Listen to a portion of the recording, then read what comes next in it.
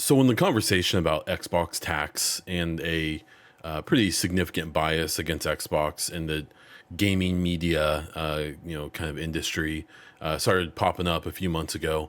I was one that, if you go back and look at my podcast, was pretty big about pushing back. I mean, like, come on, guys, like Xbox is not doing everything perfectly. They are definitely a very flawed company who's has a very flawed kind of business plan. It seems there's no Xbox tax.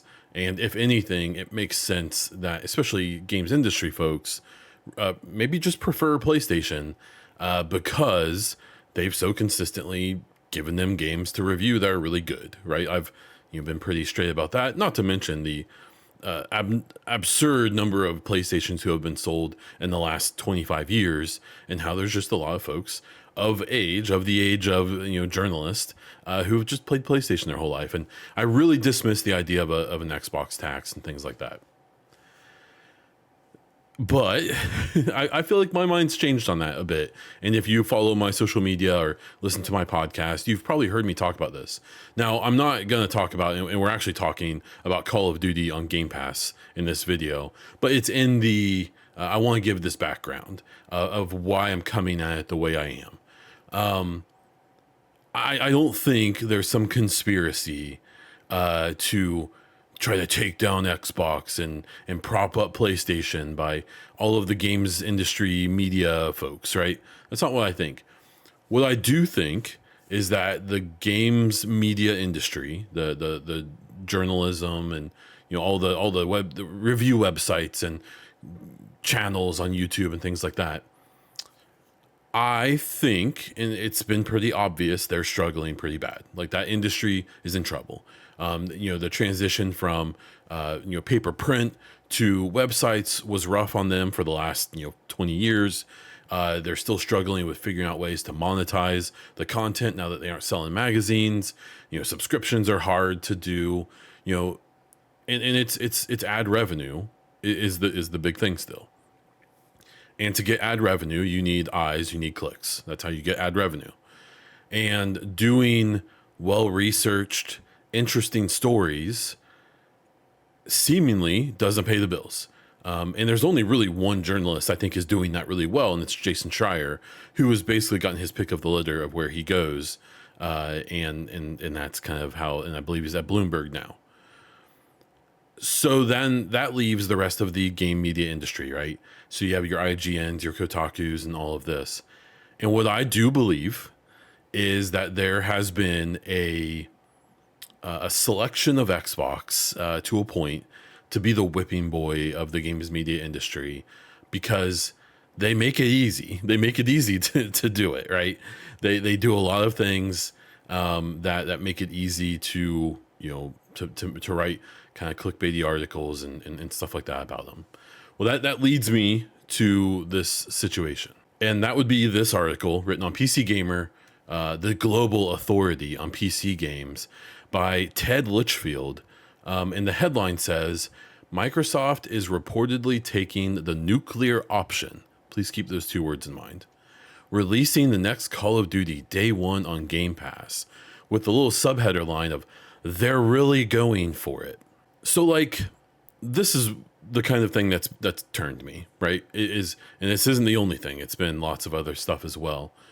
But, like, this is a good example of this article should probably just be Call of Duty coming on Game Pass day one as expected, or as Xbox has been saying this would happen forever, ever since they started Game Pass and ever since they started acquiring ABK. Now, I know someone's going to pull an article or a quote where Phil Spencer said something like, ideally, we will have Call of Duty on Game Pass. That, at least to me, was always pretty obviously them still working on the actual, paperwork side of the acquisition, and how soon they would actually be in actual control of the IPs and things like that. Now, what people were taking that as, and there's been so much discussion recently about whether they were deciding whether they would do it or all, or whether they would do it or not, right?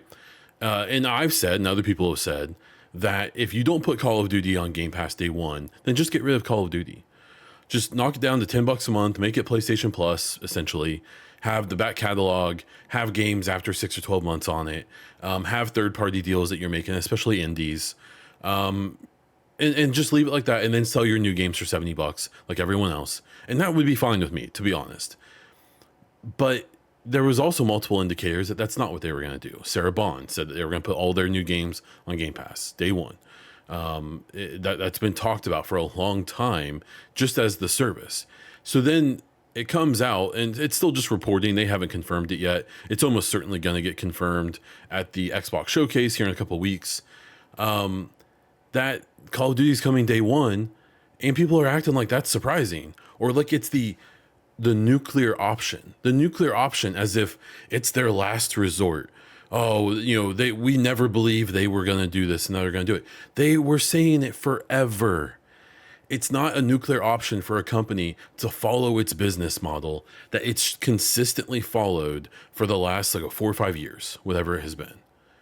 And it's that kind of take, and it's pervasive, that is why I've kind of changed my mind about how I do think there may be at least a unintentional bias against Xbox, or for with Xbox news, in that there's no reason for this headline to be painted in what is definitely being painted negatively. Now, PC Gamer specifically has been extremely hard on anything related to Xbox, whether it's games released under their publishing or Xbox directly. They've been exceptionally rough on them, and whatever. So that's the train they're going down. It's what I was talking about before. I do believe they've, a lot of these big companies have realized, hey, if we talk crap about Xbox, people love that. It gets a lot of good clicks, because there's a lot of PlayStation fans, and there's a lot of angry Xbox fans who wouldn't be so angry if these articles weren't coming out. But I digress. There's also a lot of other factors to that, both Xbox's fault and not. And it's stuff like this that just drives me crazy. And I'm sure, and I did, when you read through the article, it's not that sensational, but they know that the majority of people who see that headline are not going to read the article. That's the article to them. And it's an editor's job to get, enticing headlines. I understand it all, but it's just driving me crazy because, and I think that my concern in the long run is that, the sentiment that's being encouraged and pushed, which doesn't feel completely accurate, which doesn't feel completely fair, it just doesn't seem honest or factual in many ways. If it ends up getting to a point where we don't have Xbox around anymore to compete with PlayStation, especially, no one wins there. That's bad for everyone. We've seen multiple examples just in the last couple of weeks of PlayStation being hilariously anti-consumer, even when they have a decent competitive partner, or they have decent competition in Xbox, to a point, and they still behave that way. So just imagine what PlayStation acts like if they have no competition. Even though, a lot of these folks, a lot of these journalists and content creators and fans seem to want a world without Xbox, and that's crazy. That's wild to me. So is this article really that big of a deal? It's probably not. They're just trying to get some clicks. I get it. But it's the fact that this is pervasive. It's the fact that basically every day you can find articles like this on IGN, on Kotaku, on PC Gamer, on, all of the big publications, because it's just become so normal now to not do any investigative reporting, to not do any factual reporting, to just do opinion pieces that always have the most, sensational stuff, and always have, like in this case, all the talk was, all Xbox games are going multi-platform, and they're not going to put Call of Duty on Game Pass, and they're going to do this and they're going to do that, and then none of those things happen, and the people who report that just go on their merry way because everyone forgets, right? And that it drives me crazy, because it just is, it's just them doing a bad job, in my opinion. And there's just not a lot of pushback on it.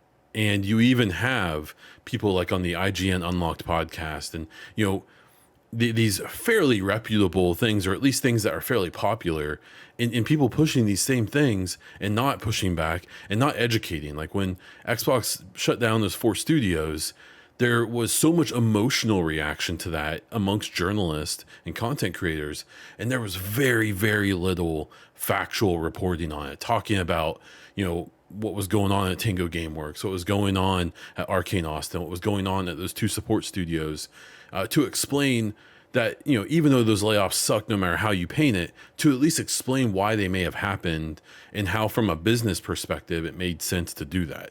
There was very little to none of that, even from some of the biggest names and the biggest voices in the game industry. And that sucks. And you definitely didn't see that same reaction or a similar reaction when other studios shut down, or other publishers shut down studios and laid people off. Whether I'm talking about PlayStation or EA or Ubisoft, or heaven forbid you be part of the Embracer Group, right? So I just had to get this off my chest. If you think I'm an Xbot or whatever because of this, that's fine. I kind of don't care anymore. That's fine. But I am curious about what you think. As long as you're nice. If you're not, I'll hide you from the channel, and you'll never know. And but if you have your own thoughts, if you have your own opinions on it, please do let me know down in the comments. If I'm missing something, I'm happy to be told, or to at least consider it. If you did like this video, hit the like button, subscribe to the channel if you want more stuff like this for some reason.